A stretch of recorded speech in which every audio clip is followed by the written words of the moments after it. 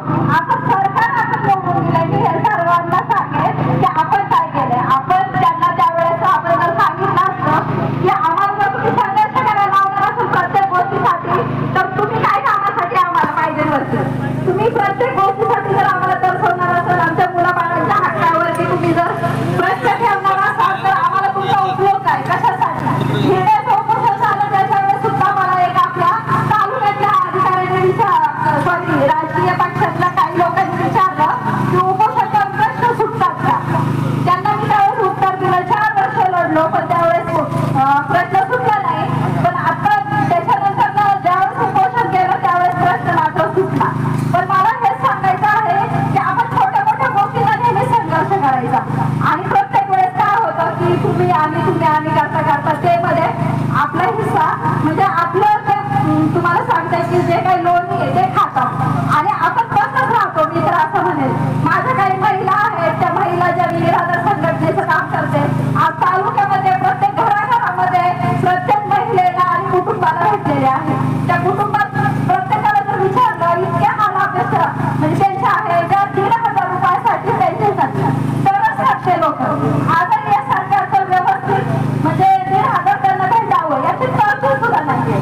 लाडक्या बहिणी करून त्यांनी मागच्या वेळेला आपल्याकडनं मतदान मिळवलं म्हणजे काय की आपल्याला फक्त ते ताकाची भूक पाण्यावर भागवतात आणि नंतर आपल्याला मात्र घरी घालायला लावतात आणि आपल्याला त्यांचं पुढे नमायला लावतात. मला हे म्हणायचं की त्यावेळेस आपल्या हातात असतं आपण काय करतो तुम्ही करत बसतो आणि लोक उतरत पळवतो.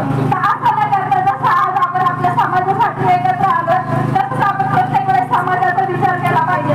कोणतं सरकार आपल्याला कुठल्या गोष्टी मिळवून देऊ शकताय कुठल्या आपल्यासाठी काम करताय त्या गोष्टीचा खरंच मी म्हणते विचार केला पाहिजे. कारण जो तळागाळात जाऊन काम करतो त्याला संघर्ष मी तर हे नाही. कारण मी आतापर्यंत पाहिलंय आपली मुलं बाहेर शिक्षणाला असतात. त्या शिक्षणाला असतात तुम्ही सांगा आरोग्याची व्यवस्था नाहीये का आरोग्याची व्यवस्था नाही. मी माझी स्वतःची पेशंट पुण्यामध्ये नेते का जावे लागतात मला पुण्यामध्ये. काही लोकांना मदत करायची झाली तर ते म्हणतात ताई आम्हाला इथून न्यायला कुणाचीही मदत नाहीये. काय करायचं त्या लोकांनी म्हणजे असे खूप सारे प्रश्न आहेत. मग त्या प्रश्नांवर आज आपल्याला भांडायला आपण एकत्र आहे आणि सगळ्यांचं मला मनपूर्वक अभिनंदन पण करायचं आहे. असंच आपण सगळ्या जनसंघटना एकत्र येऊन पुढे हे काम करू आणि एकत्र येऊन आपला हक्क मिळवू. आताच तुम्हाला सांगते की बिबट्याचं पण आता झालेलं आहे. कितीतरी लोकांना आज बिबट्यामुळे घरातून बाहेर निघता येत नाही. आपली मुलं आज सुट्टीला घरात आली तर त्यांना आपल्याला असं सांगावं लागतं बाहेर फटाके वाजवायला जाऊ नका. का सांगावं लागतं आता 4 बिबटे तिरपळच्या ठिकाणी येऊन सोडले.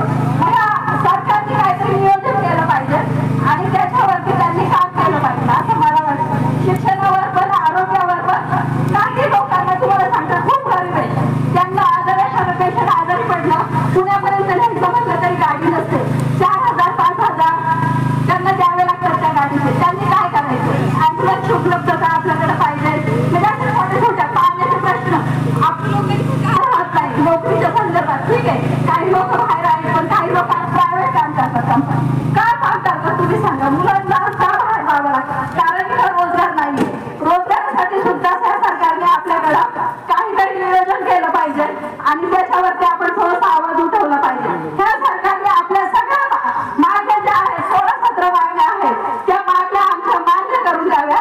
मगच आम्ही इथून माघार घेऊ आणि जर नाही दिल्या त्याच्यापेक्षाही मोठा आम्ही पाऊल उचलू पण आम्ही मागे हटणार नाही.